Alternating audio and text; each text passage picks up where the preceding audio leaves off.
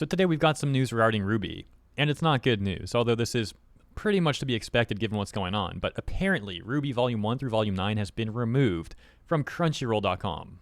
And I say this is to be expected because, you know, all the news of Rooster Teeth going out of business. Now, of course, you have Papa Warner Discovery, which may at some point do something with RWBY if they want to retain that IP.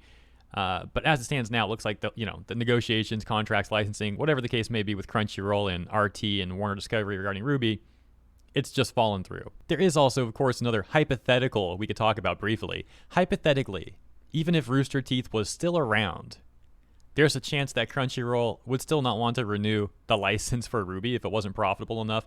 They very well may have just been like, yeah, no thanks. Okay, so that hypothetical situation aside, back to the real news here. The real news of RWBY being taken off Crunchyroll. Well, as someone who dislikes Crunchyroll, I do want to say, kind of joking around and like meta memeing here, but congratulations, RWBY. That's good news for you. You know, like Crunchyroll sucks anyways. But okay, memes aside, real talk. From a business perspective, this of course ain't good news for RWBY. Although it is especially amusing because there were certain RWBY fanatics who were in such denial. They were saying things like, "Oh, it's okay, guys. RWBY's gonna be fine. Crunchyroll's gonna save RWBY." Yeah, well, look how that turned out. Speaking of that sort of copium stuff, we had a post from 3 days ago on RWBY Critics talking about one of these RWBY fanatics saying they gotta calm down the masses once in a while, and showing their tweet here. "I understand that this has been a longer wait than anticipated, but I urge everyone to trust the process. RWBY will come back as quickly as it can, even though it's not as quickly as expected." How did you... as quickly as expected? You're lucky if it comes back at all, and these people actually thought it was going to be back already? Oh my gosh. Top comment saying, "Gotta love the good old soon trademark. Nothing fills me with confidence more than a vague time period and no information about the actual process."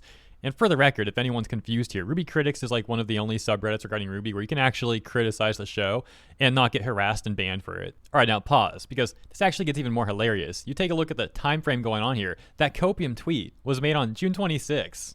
And then, mere days later, whole thing gets taken off Crunchyroll. Some of these RWBY fanatics are also freaking out that I might talk about this news. Oh no, it must be clickbait.